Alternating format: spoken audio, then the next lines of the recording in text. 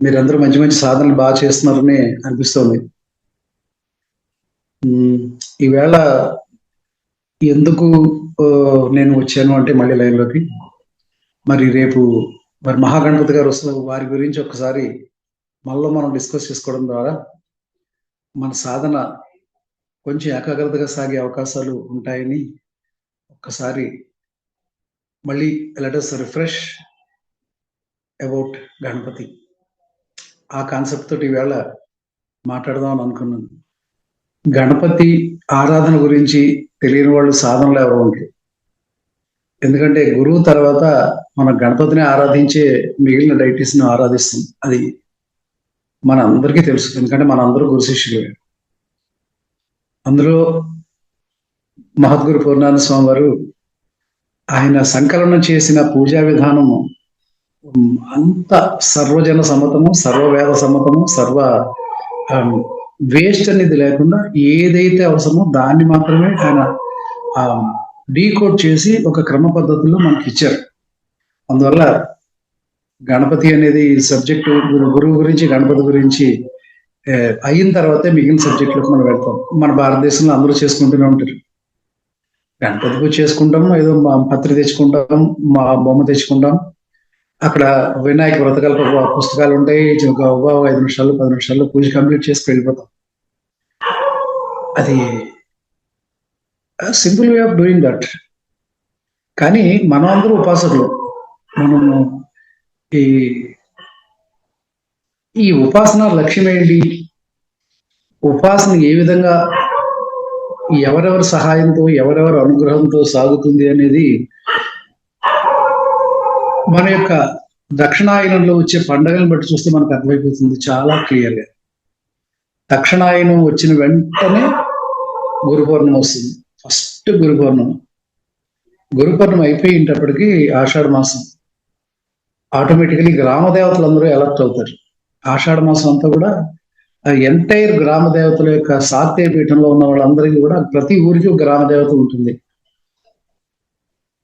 మీరు ఆశ్చర్యపోతారు, మన ఇండియన్ పరిస్థితులు ఎంత స్ట్రాంగ్ గా ఉంటాయంటే మనకి రికార్డెడ్ గా ఇండియాలో 6.5 లక్షల గ్రామాలు ఉన్నాయంట. ఆంధ్రప్రదేశ్ లో అరౌండ్ 30,000 పైన గ్రామాలు ఉన్నాయి. సో తెలంగాణలో సుమారు 22,000 వరకు గ్రామాలు ఉన్నాయి.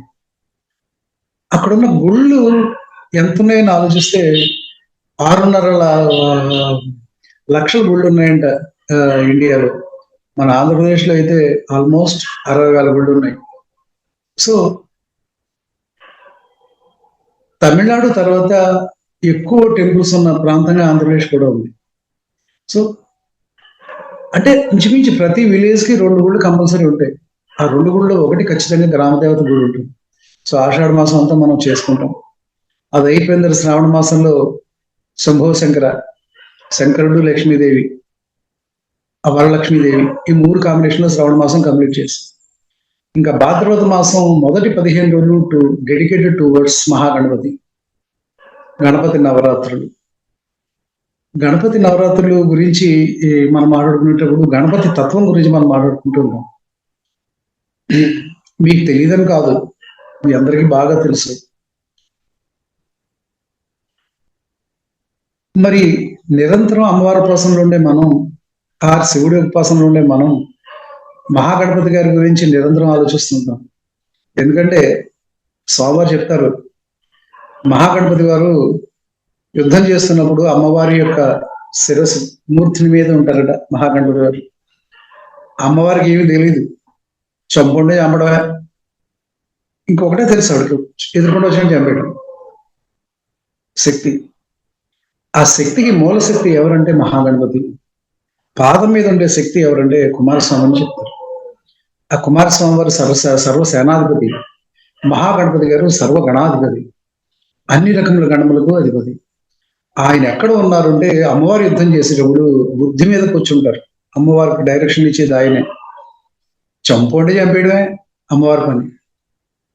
సో అంత గొప్ప శక్తికి మేజర్ కనెక్టింగ్ పవర్ ఇస్ ఇటు గణపతి అండ్ సుబ్రహ్మణ్యేశ్వరుడు. సో మహాగణపతి గారు ఆయన భాద్రపద మాసంలో వారి కథలని మనం విన్నాం. ఆ చదువులు వగైరా చూసినప్పుడు మనకు అనిపిస్తూ ఉంటుంది ఏంటంటే చిన్నపిల్లలకి సరదాగా ఉంటుంది. గణపతి పూజ వగైరాలు మనం మాట్లాడుకునేటప్పుడు చాలా ఉత్సాహంగా కూడా ఉంటుంది. ఎందుకంటే మన చిన్నపిల్లలందరూ పార్టిసిపేట్ చేసిన మొదటి పూజ మహాగణపతి. ఎందుకంటే ఖచ్చితంగా గణపతి చవితి ఫ్యామిలీస్తో అందరితో కూర్చుని తల్లిదండ్రులు ఊళ్ళో కూర్చుని పూజలు చేసిన వాళ్ళే మనందరూ కూడా. సో ఈవేళ మహాగణపతి గురించి, మహాగణపతి స్వామివారి గురించి కాసేపు రిఫ్రెష్ అవుదాం అనిపించింది. అమ్మవారి సాధన సాగాలన్నా, అయ్యవారి సాధన సాగాలన్నా, ఏ సాధన సాగాలన్నా ముఖ్యంగా మనకు ఉండవలసింది ముందు శక్తి, చిత్ కళ. మనకు శక్తి ఎక్కడి నుంచి ఉత్పన్నం అవుతుందో పూర్ణానంద స్వామి వారు చాలా క్లియర్ గా చెప్పారు. మూలాధారం కింద ఉండే అకుల సహస్రారంలో ఉండే చిత్ కళ కుండలిని దగ్గర ఉంటుంది. 3 చుట్లున్న కుండలిని కింద ఉంటుంది నిప్పు నెరుసు. ఆ నిప్పు నెరిసే చిత్ కళ, అదే వేడి, అదే శక్తి. అది మూలాధారం దగ్గరికి వచ్చేటప్పుడు ప్రకటితం అవుతూ దానికి ఆ మూలాధారం అనేది ఎరుపు వర్ణంలో 4 దళాలతోటి అది ఉంది. దానికి అధిపతి గణపతి అని మన సమయాచార విధానంలో పూర్ణానంద స్వామి చెప్పిన దాంట్లో లం బీజంతో ఉందని చెప్తారు. ఆ మహాగణపతి వారు ఆయన యొక్క ధ్యాన శ్లోకాలు కానీ, ఆయన యొక్క విషయాలు కానీ, ఆవరణాచంలో కానీ మనం చూసుకుంటుంటే చాలా విశేషమైన లోతైన అర్థాలు ఉంటాయి. సో మనందరికీ ఓపిక అనేది శరీరంలో రావాలి, నీరసం అనేది లేకుండా ఉండాలి అనుకుంటే ఖచ్చితంగా మూలాధారం యాక్టివేట్ అవ్వాల్సిందే. మూలాధారం యాక్టివేట్ అవ్వడం అంటే పృథ్వీ తత్వం. భూమి మీద మనం ఉన్నాం కాబట్టి మనకి ముఖ్యంగా శక్తి సూర్యుడి నుంచి, చంద్రుడి నుంచి, నక్షత్రాల నుంచి, పైనుంచి వచ్చిన శక్తి డైనమిక్ పవర్ గా మనకు మారాలంటే మనలో ఉన్న చిత్కాలతో లింక్ అయినప్పుడు మాత్రమే అది డైనమిక్ పవర్ గా మారుతుంది. శరీరంలో స్టాటిక్ పవర్, డైనమిక్ పవర్ అమ్మవారు శివుడు వల్ల మన సహస్రారం నుంచి మొదలవుతుంది. అనాహతంలో రోజు సూర్యకిరణాలను చూసినందువల్ల అదే స్వామివారు చెప్తారు, పూర్ణానంద స్వామివారు 360 డిగ్రీస్ రేంజ్ లో సూర్యకిరణాలు పడడం వల్ల అవి డైరెక్ట్ అనాహతాన్ని తాకి ఆ సూర్యకాంతి నుంచి శక్తిని స్టోర్ చేసుకునే కెపాసిటీ అనాహత చక్రం ఉంది.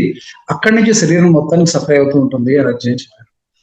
ఆ ఎనర్జీకి మనలో ఉన్న ఎనర్జీ కనెక్ట్ అవుతుంది. కనెక్ట్ అయ్యి ట్రావెలింగ్ మొదలెడుతుంది మూలాధారం నుంచి. అటువంటి మూలాధారానికి అధిపతి మహాగణపతి. ఆ మూలాధారంలో ఉన్న గణపతి మనకు శక్తినిస్తే తప్ప కూర్చోలేము, నించోలేము, పడుకోలేము, నిద్రపోలేము, అన్నం తినలేము. ఈ శరీరంలో ఉన్న ఏ ఇంద్రియం కూడా మనకి పనిచేయదు. సో ఇంద్రియాలన్నీ కరెక్ట్ గా పనిచేయాలంటే మహాగణపతి గారు సంపూర్ణ అనుగ్రహం మనకు ఉండాల్సిందే. నెంబర్ 1. నెంబర్ 2, మనం ఉపాసనలోకి వెళ్ళాలనుకుంటే మన చిత్కళని ప్రజ్వలింపచేసి ఆజ్ఞాచక్రం వరకు వారు తీసుకెళ్లి అక్కడి నుంచి సహస్రారానికి తీసుకెళ్ళగలిగింది కూడా మహాగణపతి గారి. అందువల్ల మహాగణపతి ఉపాసన అది చిన్నది కాదు. మన జీవితం పూర్తి సక్సెస్ఫుల్ గా రన్ అవ్వాలంటే without Ganapati it's impossible. So అటువంటి మహాగణపతి వారి యొక్క పుట్టినరోజు చవితి ఉత్సవం మనం చేసుకుంటున్నాం. అప్పుడు అసలు ఈ గణపతి ఎలా ఉంటారు, ఈ గణపతి తత్వం అంటే ఏంటి, ఈ గణపతి ఉపాసన ఎలా చేసుకోవాలి, ఎలా చేసుకుని ఏ విధమైన అనుగ్రహం పొందుతాం అనేది ఈవేళ జస్ట్ ఒక్కసారి జ్ఞప్తి తెచ్చుకుందామని నా ఆలోచన. మూలాధారం నుంచి కదలిక వస్తే తప్ప చిత్కళ లేవదు. అది హఠయోగం వల్ల లేస్తుంది, మంత్రశాస్త్రం వల్ల లేస్తుంది. యోగ మార్గంలో వెళ్ళింది నిత్యానంద స్వామి శిష్యులు ముక్తానంద స్వామి వారు. మంత్రశాస్త్రంలో వెళ్ళింది రాకాడి బాబా వారు. పూర్ణానంద స్వామి వారు యోగంలో ఆయన 1000 ప్రాణాయామాలు చేసేవారని చెప్తారు సదానంద స్వామి. రోజుకి 1000 ప్రాణాయామాలు. మనం ఆఫ్టర్ ఆల్ 27 ప్రాణాయామాలు చేయడానికి చచ్చిపోతాం భరించలేక. అంటే ఆ ఫోర్స్ అటువంటి. అలాంటిది 1000 ప్రాణాయామాలు చేసిన మహానుభావుడు పూర్ణానంద స్వామి. అటువంటి పూర్ణానంద స్వామి ఎంత ఉన్నత స్థితిలో ఆయన ఉండేవారు. ఆయన సాధన ఏ స్థాయిలో ఉండేదంటే ఆ ఓపిక, ఆ శక్తి. మరి మహాగణపతి గురించి, మహాగణపతి తత్వం గురించి మనం మాట్లాడుకునేటప్పుడు మనందరికీ ముఖ్యంగా మొదట్లోనే మనకు చెప్తారు, గణానాన్త్వా గణపతి గుంహవామహే కవిం కవీనాముపమశ్రవస్తమం జ్యేష్ఠరాజం బ్రహ్మణాం బ్రహ్మణస్పత ఆనశృణ్వన్నోతిభిస్సేదసాదనం శ్రీ మహాగణాధిపతయే నమః అని మనం మొదలెడతాం వేదపరంగా. దాన్ని మామూలుగా మన భాషలో శుక్లాంబరధరం విష్ణుం శశివర్ణం చతుర్భుజం ప్రసన్నవదనం ధ్యాయేత్ సర్వ విఘ్నోపశాంతయే. మన కోరిక డైరెక్ట్ గా చెప్పేసుకుంటున్నాం మహాగణపతి. నువ్వు చాలా తెల్లగా ఉంటావు, అనుగ్రహాన్ని ఇస్తావు, అటువంటి మహాగణపతి మాకు ఏ విధమైన విఘ్నం లేకుండా నన్ను నా కార్యక్రమాలను పూర్తి చేయని మనం మొదటి శ్లోకంలోనే చెప్పుకుంటాం. ఇంకా ధ్యాన శ్లోకంలో 1 by 1 వచ్చిన తర్వాత, గురుమంత్రం అయిపోయిన తర్వాత మన స్వామివారు అక్కడ పెట్టింది ఏం పెట్టారంటే, ఓం మహా గజానన ప్రసీద ప్రసీద మమ సర్వ విఘ్నాన్ నివారయ నివారయ మమ సకల కార్య సిద్ధిం ప్రయచ్చ ప్రయచ్చ స్వాహ అది పెట్టారు. అంటే కామన్ భాషలో ఏ భక్తుడు ఎవ్వరికి ఇబ్బంది లేని పద్ధతిలో ఉండేలాగా ఆ స్వామివారు సింపుల్ లైన్లో పెట్టారు. ఓం మహాగజానన ప్రసీద ప్రసీద మమ సర్వ విఘ్నాన్ నివారయ నివారయ మమ సకల కార్య సిద్ధిం ప్రయచ్చ ప్రయచ్చ స్వాహ. మనం గణపతిని ఎందుకు ఆరాధిస్తున్నాం అనేది డైరెక్ట్ గా మనకు అర్థమయ్యేలాగా ఒక్క శ్లోకంలో చెప్పేశారు ఇక్కడ స్వామివారు. అక్కడ తర్వాత ఆటోమేటికల్లీ మహాగణపతి మంత్రంలో ఓం గం గణాధిపతయే నమః, ఓం గం గణాధిపతయే నమః, ఓం గం గణాధిపతయే నమః అని మనం మొదలెట్టినాం. అలా మొదలెట్టిన మనం ఎక్కడికి వెళ్తాం? ఆటోమేటికల్లీ గణపతి దగ్గరికి వచ్చినప్పటికి ఇక్కడ లక్ష్మీ గణపత, వరసిద్ధి గణపత, 32 గణపతులు ఏ రకాల గణపతిని మనం ఆరాధించినా ఓకే. ఇక్కడ మహాగణపతి అని మనం అనుకుంటాం, ఎందుకంటే మనం మహాగణపతి అనగానే మనకి బేసికలీ లక్ష్మీ గణపతి అంటే శక్తితో కూడిన చైతన్య తత్వం. లక్ష్మీ గణపతి మరి ఆయనని ఎలా ఉపాసించాలి? లక్ష్మీ గణపతి కాదు, గణపతిని ఎలా ఉపాసించాలి అలా మాట్లాడుకుంటే గణపతి ఉపాసనలో ముఖ్యమైన కార్యక్రమం ముందు పూజ. ఆయన ముందు పూజ చేయాలి, అట్లీస్ట్ షోడశోపచార పూజ. షోడశోపచారంలో సింపుల్ గా మనం గణపతి ప్రతి పూజ మొదలెట్టేటప్పుడు గణపతి పూజ మనం ఎలా సింపుల్ గా చేస్తున్నాం, అలా సింపుల్ గా కనీసం చేసి ఆయనకి ఇష్టమైంది ఏమిటి? నైవేద్యం, కొబ్బరికాయ, అరటిపళ్ళు ఇవన్నీ తర్వాత అండి. ముందు ఆయన బెల్లం ముక్క. ఎందుకంటే రక్తవర్ణుడు, ఆకలి కలిగిన ఉన్నవాడు, విపరీతమైన చైతన్యాన్ని తన స్వాధీనంలో పెట్టుకున్నవాడు, విపరీతమైన శక్తిని తనలో పెట్టుకున్నవాడు. కాబట్టి ఆయనకి ఎంతసేపు గుణం. ఆయన 2 గ్రహాలు మేనేజ్ చేయగలుగుతాడు చాలా ఎఫెక్టివ్ గా. ఒకటి మొత్తం అన్ని గణాలని మేనేజ్ చేయగలుగుతాడు ఆయన, బట్ అందులో నవగ్రహాలు మేనేజ్ చేయడంలో దిట్ట. మనకి నవగ్రహాల కంటే కూడా గణపతిని ఉపాసిస్తే ఇటు కుజుడు కానీ ఇటు కేతువు కానీ వాళ్ళిద్దరే మనకి మన బ్రెయిన్ సక్రమంగా నడిపించేవాడు. కుజుడు మీలో ప్రభావాన్ని, పరాక్రమాన్ని బయటకు తీస్తాడు. కేతువు మీ బ్రెయిన్ మీద వర్క్ చేస్తుంది. కాకపోతే కేతు దగ్గర వచ్చిన డేంజర్ ఏంటంటే ఆయన ఎటేపు ఎలా వర్క్ చేస్తాడో ఎవరు ఊహించలేరు. ఆయన నడకని ఎవరు ఊహించడం సాధ్యం కాదు. ఆయన కేతు గణం అంటారు. ఆయన తోక కాబట్టి ఆయన బేసికలీ ఆయన బ్రెయిన్ ఉండదు. ఆయన బ్రెయిన్ లో తీసుకెళ్ళిపోతే పూర్తి ఆధ్యాత్మిక మార్గాన్ని తీసుకెళ్ళిపోతాడు, లేకపోతే పూర్తి భ్రష్టత్వాన్ని తీసుకెళ్ళిపోతాడు. అందువల్ల అటువంటి కేతువుని పట్టి ఉంచేది మహాగణపతి. ఈవేళ మనందరూ ఈ రోజు రూపాయి తిండి భూమి మీద పడిన పంట అంతా తింటున్నామంటే, భూమి మీద ఇల్లు కొట్టుకుని మనం సుఖంగా ఉన్నామంటే ఆ ఉండడానికి కారకుడైన వాడు కుజుడు. ఆ కుజుడు కూడా శివుడి యొక్క పుత్రుడే, శివుడి యొక్క స్వేదం నుంచి పుట్టినవాడే. ఈయన శివుడి యొక్క సృష్టి నుంచి పుట్టినవాడు గణపతి. అందువల్ల కుజుడు, కేతువు డైరెక్ట్ కంట్రోల్ గణపతిలో ఉంటారు. అందువల్ల ఈ గణపతిని ఎప్పుడైతే మనం ఆరాధించడం మొదలుపెట్టామో, ఒకటి నవగ్రహాలు కంట్రోల్ అవుతాయి, అష్టదిక్పాలకులు కంట్రోల్ అయిపోతారు, గణాలకు అధిపతి కాబట్టి. నెక్స్ట్ ముఖ్యంగా కుజుడు మన ఫుడ్ కి, బెడ్ కి, సుఖానికి అన్నిటికీ కూడా మనలో పరాక్రమానికి అంటే చెప్పాలంటే ఫోర్స్, ఎనర్జీ లేకపోతే మీరు నేను నీళ్ళు అటువంటి ఫోర్స్ ఇచ్చే కుజుడు, అలాగే అటువంటి మంచి బుద్ధిని ఇచ్చే కేతువు, ఈ రెండింటికి బుద్ధికి అధిపతి అయిన మహాగణపతి. సో మహాగణపతిని మనం ఆరాధిస్తూ ఉంటాం. అందులో ఆయన ఎలా ఆరాధిస్తామంటే ముందు షోడశోపచార పూజ, ఆ రెండు ఆటోమేటికలీ తర్పణ విధానం. మహాగణపతి గారికి తర్పణం విశేషమైన ఇష్టం. తర్పణ ప్రియ గణపతి అంటారు. అంటే ఆ మన ఆశ్రమంలో ఉన్న వాళ్ళకి ఎంట్రీ పాయింట్ నామ్ అది. మహాగణపతికి మన లక్ష్మీ గణపతి తర్పణాలతోటి మన సాధన మొదలవుతుంది కూడా. సో ఖచ్చితంగా రకరకాల ద్రవ్యాలతో చేస్తారు. కొంతమంది బెల్లం నీళ్ళతో చేస్తారు, కొంతమంది చెరుకు రసంతో చేస్తారు, కొంతమంది ఆవు పాలతో చేస్తారు, కొంతమంది ఇంకా రకరకాల గంధం ద్రవ్యంతో చేస్తుంటారు. వాళ్ళ యొక్క పర్పస్ని బట్టి వాళ్ళ యొక్క ద్రవ్యాలతోటి ఆ గణపతి తర్పణాలు చేస్తుంటారు. విశేషమైంది మాత్రం ఖచ్చితంగా బెల్లం నీళ్ళు, లేకపోతే మెయిన్ చెరుకు రసం. అన్ని రుణాలన్నీ తీర్చగలిగిన వాడు, తీర్చడానికి సహాయపడేవాడు ఆయన. అందువల్ల గణపతి తర్పణం అనదర్ ఇంపార్టెంట్ ఇష్యూ. గణపతి తర్పణం అయిపోయిన తర్వాత మీరు అష్టోత్తరాలు, సహస్రాలు చదువుతారా చదవరా అనేది మీకు టైంని బట్టి. నెక్స్ట్ మంత్రం. ఈ మంత్రం అయిపోయిన తర్వాత మంత్రం మీరు 1000 మంత్రం చేస్తారు కదా, చేస్తారు. నెక్స్ట్ ఈ గణపతి నవరాత్రులు 9 రోజుల్లో మీరు చేసే ఎనర్జీ రాబోయే 365 రోజులకి సరిపోవడమే కాకుండా, ఎస్పెషల్లీ ఆశ్వీజ మాసంలో మనం చేసే అమ్మవారి ఉపాసనకి బలాన్ని ఇచ్చేది, శక్తిని ఇచ్చేది, అన్ని రకాల వనరుల్ని మనకు సమకూర్చగలిగింది కూడా ఇదే.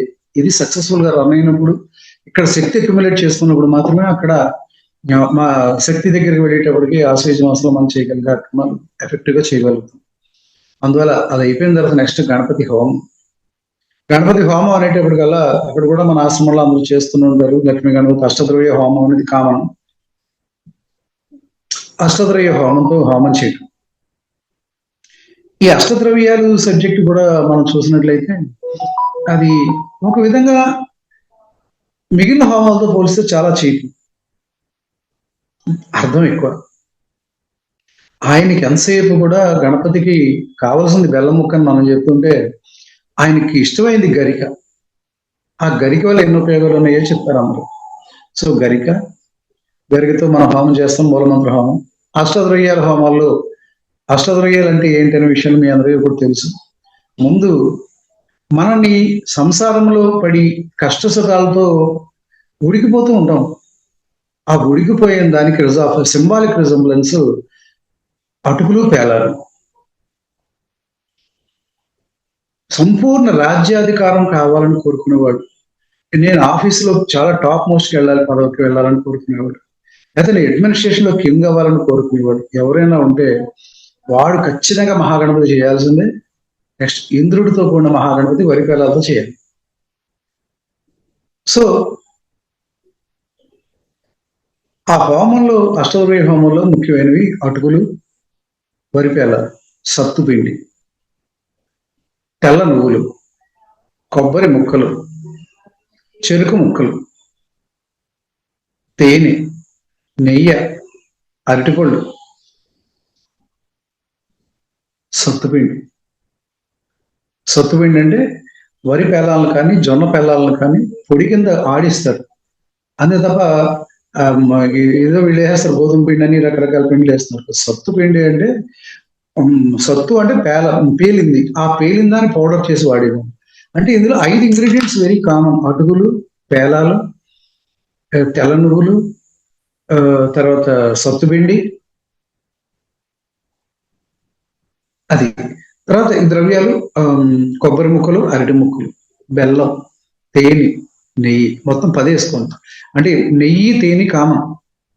మిగిలిన ఈ 10 ద్రవ్యాలని కలిపేసి, చెరుకు ముక్క చెప్పానా లేదా మర్చిపోయాను, చెరుకు ముక్కలు.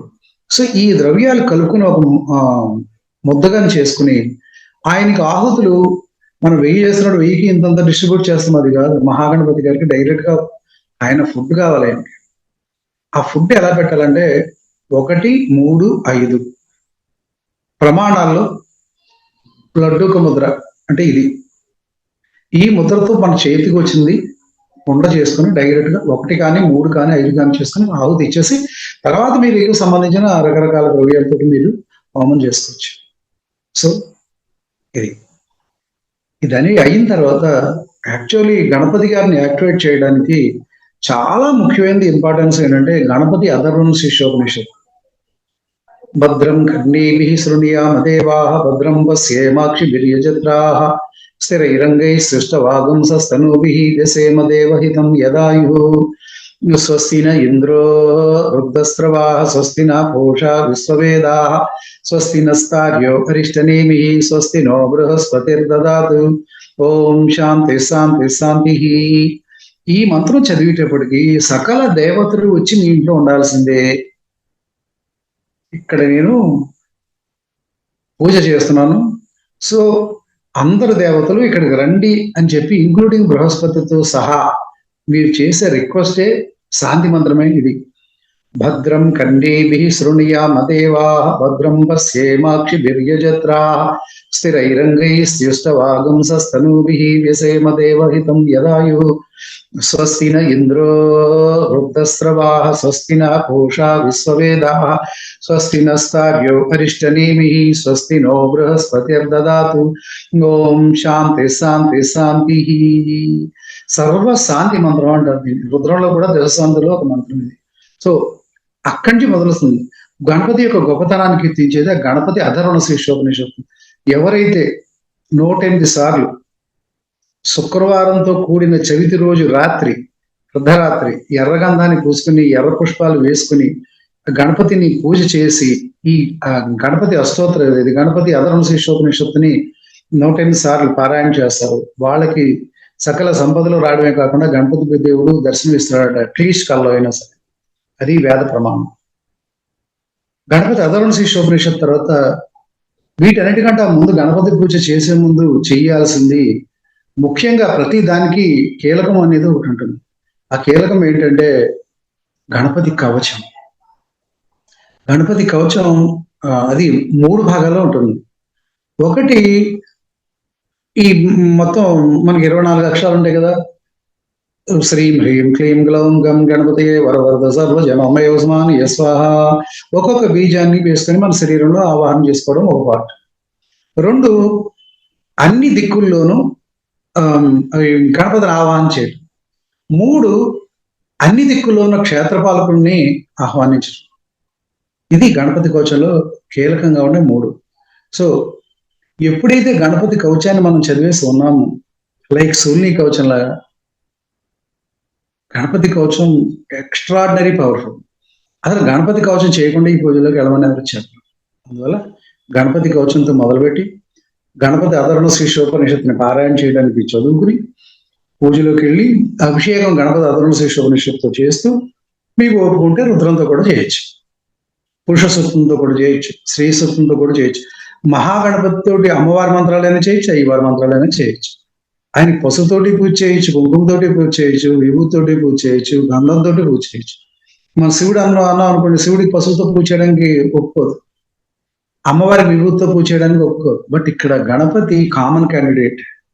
అందువల్ల అయ్యవారి అనుగ్రహం కానీ అమ్మవారి అనుగ్రహం, ఆశ్వేజ మాసంలో అమ్మవారి అనుగ్రహం, కార్తీక మాసంలో అయ్యవారి అనుగ్రహం, మార్గశిర మాసంలో విష్ణువు అనుగ్రహం, విష్ణువుకి మేనరుడు డైరెక్ట్ గా మహాగణపతి. ఇంకా పుష్యమాసంలో అది కూడా ఇంచుమించు విష్ణు మాసం కింద లెక్క. తర్వాత వచ్చే మాఘమాసంలో సూర్యుడు అధిపతి, పాల్గొన చంద్రుడు, మొత్తం వీళ్ళందరికీ సోముడు. వీళ్ళందరి కార్యక్రమాలు దివ్యంగా మనం సాగించాలి అంటే ఖచ్చితంగా ఈ మహాగణపతి ఉపాసన చాలా అవసరం. అందువల్ల ఈ మహాగణపతిని ఉపాసించడానికి మనకున్న ఈ సబ్జెక్ట్స్, ఆవరణ పూజ మన అందరి దగ్గర ఉంది ఇంచుమించు. లక్ష్మీ గణపతి ఆవరణ పూజ అందరి దగ్గర ఉంది. లక్ష్మీ గణపతి ఋషులు ఉన్నారు, లక్ష్మీ గణపతి గంగన్యాసం, కరన్యాసం అన్నీ ఉన్నాయి మన దగ్గర. సో వీటిని మీరు వరసతి గణపతి పూజ పుస్తకం ప్రకారం ఒకసారి సింపుల్ గా కానిచ్చేయండి. తర్వాత లక్ష్మీ గణపతి పూజ ఉదయం సాయంత్రం వీలైతే మీ ఓర్పుని వాళ్ళ హోమం, తర్పణాలు, మీకు టైంని బట్టి యూ ప్లీజ్ మంత్రం, దీన్ని బట్టి మీరు జాగ్రత్తగా అన్ని చెయ్యండి. చెయ్యమని ఒక్కసారి నాకు నేను గుర్తు చేసుకుంటూ మీతో కూడా మాట అంటున్నాను. సో నేను ఇలా చెప్పుకోవడమే కాకుండా మీ నుంచి I need interaction. So Mahaganapati puja మీద మీకున్న ఆలోచన ఏంటి? ఇంకా ఎలా చేస్తే నెక్స్ట్ గణపతికి పత్రులు ఏ విధమైన పత్రులు కావాలి? 21 పత్రులు. అందులో మెజారిటీ పత్రులు మన చుట్టూలోనే ఉంటాయి. ఎవరు లేని దాని గురించి మనం అవసరపడతాం. కొన్నో చేయి, మన చుట్టూరు బోల్డ్ అని ఉన్నాయి పత్రులు. ఉన్న పత్రులతో మనస్ఫూర్తిగా ఆనందంగా చిత్తశుద్ధి, మనశుద్ధి, ఆత్మశుద్ధి అని చెప్తారు స్వామివారు. సో ఏ లేనిపోని టెన్షన్లు, వర్రీసు, పనికిరాని అకారణంగా వచ్చే ఇష్యూలు ఇవన్నీ పక్కన పెట్టి సాధన చేసేటప్పుడు మనకి ఏదైతే టెన్షన్ కలగజేస్తుందో దాన్ని వదిలేమని చెప్తారు. అంటే అక్రోధనై అనే మాట వాడతారు మంత్రంలో మొదటిసారి ఎక్కడైనా సరే. అంటే మనం పూజ చేసేటప్పుడు ఎలా ఉండాలంట? సర్వ శాంతి చిత్తంతో ఏ విధమైన కోపము, శారీరక మానసిక కోపము వస్తువు పైన కానీ, విషయం పైన కానీ, మనసుపై కానీ, వ్యక్తిపై కానీ, లోకంలో ఏ విధమైన క్రోధము లేని స్థితిలో మనం ఉండి దేవుడి దగ్గరికి వెళ్ళినప్పుడు ఆ మంత్రం మనకి పడుతుంది అని చెప్తారు. దానికి ఏకాగ్రత ఎలాగా అంటే దాన్ని ఓంకారం చేయడం అని చెప్తారు. ఆ ఓంకారానికి అధిపతి మళ్ళీ మహాగణపతి. ఓం లం నమస్తే గణపతయే త్వమేవ ప్రత్యక్షం తత్వమసి త్వమేవ కేవలం కర్తాసి త్వమేవ కేవలం దత్తాసి త్వమేవ సర్వం కల్విదం బ్రహ్మసి త్వం సాక్షాదాత్మాసి నిత్యమృతం వచ్మి సత్యం వచ్మి అవత్వం మాం అవవక్తారం అవశ్రోతారం అవధాతారం అవధాతారం అవాంఛానవశిష్యం అవపశ్చాత్తాతౌ పురస్తాతౌ ఉత్తరాత్తాతౌ దక్షిణాత్తాతౌ చోర్ధాత్తాతవాదరాత్తా సర్వతో మాం పాయి పాయి సమంతాతం వాగ్మయస్తం చిన్మయః త్వమానందమస్తమయం బ్రహ్మమయ త్వం ప్రత్యక్షం బ్రహ్మాసి త్వం జ్ఞానమయో విజ్ఞానమయోసి త్వం చత్వారి వాక్పదాని త్వం గుణాత్రయాతీతః త్వం దేహాత్రయాతీతః త్వం అవస్థయాత్రితః త్వం మూలాధారసోऽస్మి త్వం ప్రత్యక్షం బ్రహ్మత్వం బ్రహ్మత్వం విష్ణుస్త్వం రుద్రస్త్వం అగ్నిస్త్వం వాయుస్త్వం సూర్యస్త్వం చంద్రమస్త్వం బ్రహ్మభూర్భవస్వరోం ఓం గం గణపతయే నమః. ఓం అక్కడ వచ్చేటప్పటికి ఆ బీజమంత్రం వచ్చేటప్పటికి త్వం ప్రత్యక్షం బ్రహ్మాసి త్వం జ్ఞానమయో విజ్ఞానమయోసి ఇదంతా అయిపోయిన తర్వాత విష్ణుత్వం బ్రహ్మస్త్వం రుద్రస్త్వం అగ్నిస్త్వం వాయుస్త్వం సూర్యస్త్వం చంద్రమస్త్వం బ్రహ్మభూర్భవస్వరోం గణాదీన్ పూర్వముచ్చార్య వర్ణాదం తదనంతరం అనుస్వారః పరతరః అర్ధేంద్రసితం కారేణ రుద్ధం ఏతత్తవ మనుస్వరూపం అకారో పూర్వరూపం మకారో మధ్యమ రూపం అనుస్వారిజాం చరుత్తర రూపం అనుసనాద సంధానం సంహితా సంధి సైషా గణేశ విద్యా గణకరుషి నిత్యద్ గాయత్రీ ఛందః గణపతిర్దేవతాం. ఓం గం గణపతయే నమః. ఏకదంతాయ విద్మహే వక్రతుండాయ ధీమహి తన్నో దంతిః ప్రచోదయాత్. ఓం ఏకదంతం చతుర్వస్తం పాసమంకుశధారణం రథం చ వరదం హస్తైర్బిభ్రాణం మూషికధ్వజం రక్తం లంబోదరం సూర్పకర్ణకం రక్తవాససం రక్తగంధానులిప్తాంగం రక్తపుష్పైః సుపూజితం భక్తానుకంపినం దేవం జగత్కారణమచ్యుతమభిర్భూతం చ సృష్ట్యౌదో ప్రకృతే పురుషాత్ పరం ఏవం ధ్యాయతి యో నిత్యం స యోగి యోగినాం పరః. నమో వ్రాతపతయే నమో గణపతయే నమః ప్రమదపతయే నమస్తేస్తు లంబోదరాయ ఏకదంతాయ విఘ్ననాశినే శివసుతాయ వరదమూర్తయే నమో నమః. ఒక్కొక్క పదాన్ని ఒక్కొక్క వ్యవహారాన్ని మనం చూస్తున్నట్లయితే ఓంకారానికి అధిపతి కూడా మళ్ళీ తిరిగి మహాగణపతే. అంటే నాదానికి అధిపతి కూడా గణపతే. ఆ నాదం ఎక్కడ పుడుతుంది, ఎక్కడ కలుస్తుంది, ఎక్కడ విడిపోతుంది అనే విషయాన్ని మీకు రుద్రం చెప్పినప్పుడు చెప్పడం జరిగింది. స్వామివారు చెప్పిన వాక్యంలో నాదం మూలాధారంలో పుడుతుంది, అనాహతలో శబ్దంగా మారుతుంది, విశుద్ధం దగ్గరికి వచ్చేటప్పటికి విడిపోతుంది, విడిపోయి బయటకు వస్తుంది, లేదా సౌండ్లెస్ సౌండ్ గా ఆజ్ఞాచక్రం నుంచి లోపలికి సహస్రారాన్ని చేరుతుంది.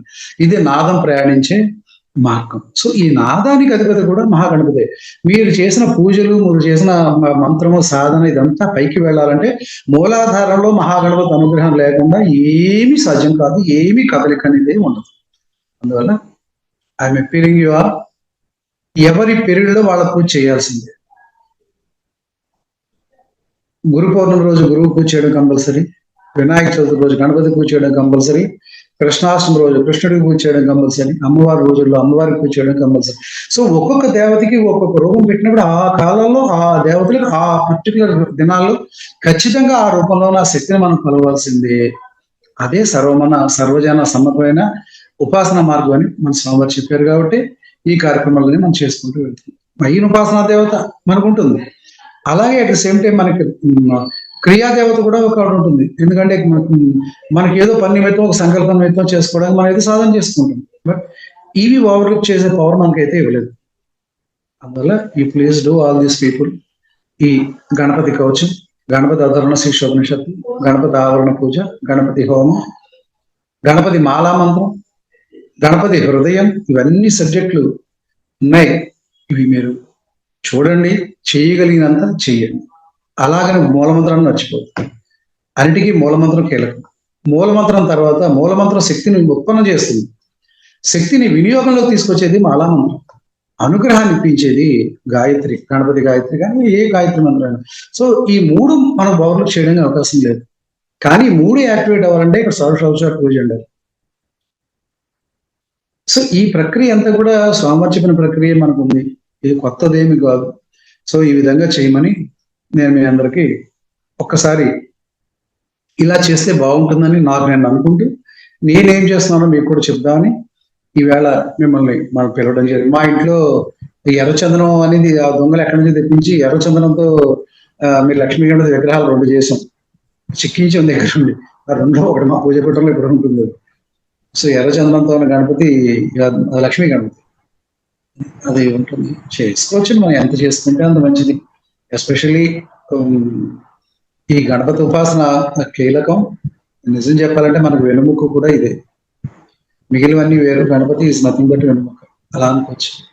సో మనకి అన్ని రకాలు ముందుకు వెళ్ళాలంటే ఈయన యొక్క పాయింట్. సో ఈ గణపతి సబ్జెక్ట్లో మనం ఏమైనా డిస్కస్ చేయాలంటే డిస్కస్ చేయొచ్చు. ఇప్పుడు కాదు, ఒక్కసారి రేపు కూడా చేయొచ్చు మనకి. ఎందుకంటే we are activating our body towards that puja. అంటే ట్యూనింగ్ చేస్తున్నాం అన్నమాట.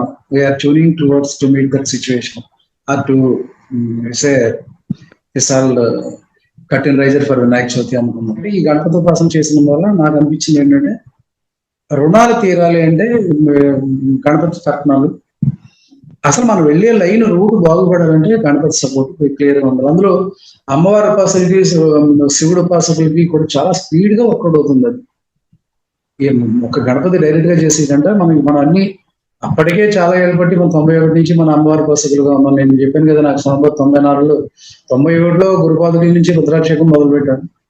91 ఐ థింక్ మార్చి ఏప్రిల్ నెల నుంచి మొదలు పెట్టాను. నేను మార్చి అనుకుంటాను, 91 మార్చి నుంచి మొదలు పెట్టాను. అభిషేకం సాగుతుంది. So Rudram is there. 94లో స్వామివారు పురాణ స్వామివారు నిర్ణయించుకుని మన ఈ కలశాలు దీంట్లో దింపేరు విజయదుర్గం వారు ప్రారంభించారు. సో సో అమ్మవారి శక్తి, శివుడు శక్తి వేరండి, గణపతి శక్తి వేరు. ఈ క్విక్ రిజల్ట్ రావాలన్నా మనం కరెక్ట్ అయిన బుద్ధి, కరెక్ట్ గా యాక్ట్ చేయాలన్నా ఈయన యొక్క డైరెక్షన్స్ చాలా, అంటే ఇది కూడా అంశే. నేను అనుకోవడం గణపతి అంటే వేరే డైటీ కాదు, అమ్మవారి రూపంలో ఒక రూపం గణేశ శక్తి.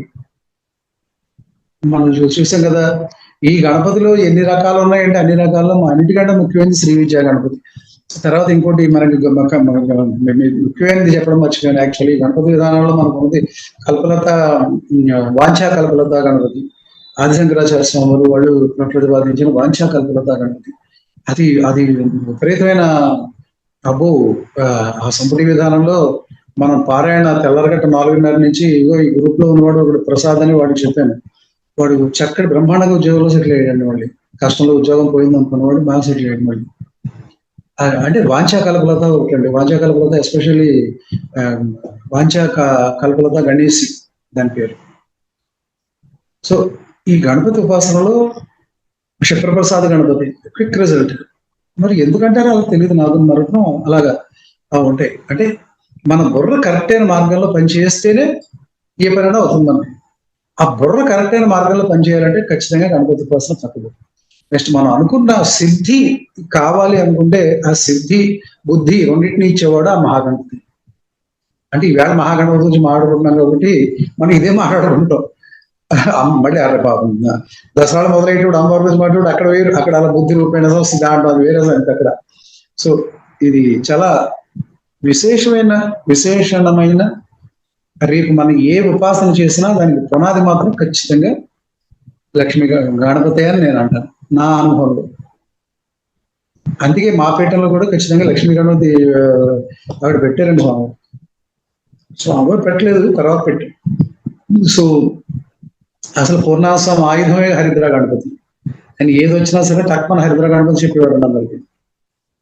ఆయనంతా లక్ష్మీ గణపతి తర్వాత మహాగణపతి తర్వాత హరిద్ర గణపతి. అంటే అప్పుడు ఆ రోజుల్లో ఆయన పెళ్ళవని బ్యాచ్లు ఎక్కువ దొరికాయి.